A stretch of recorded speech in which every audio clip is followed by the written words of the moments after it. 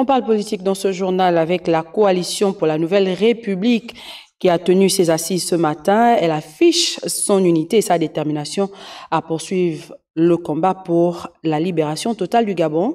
Et d'ailleurs, une rencontre soldée par la signature d'une charte, le contenu de cette dernière avec Léa Virginie Atam et Gérard Magnagna.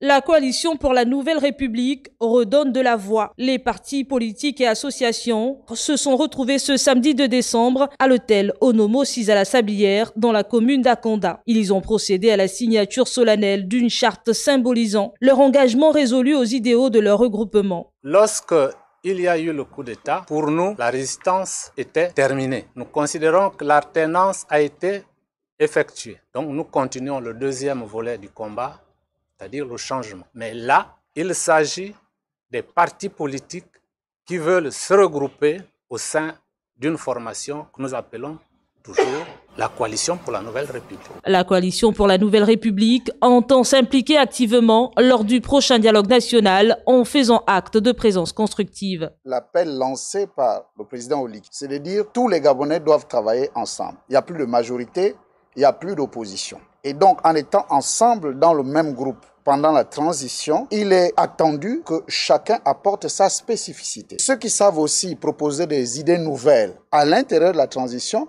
nous allons aussi le faire. Nous allons dire que, normalement, il faut une limitation de mandat au sein de la transition.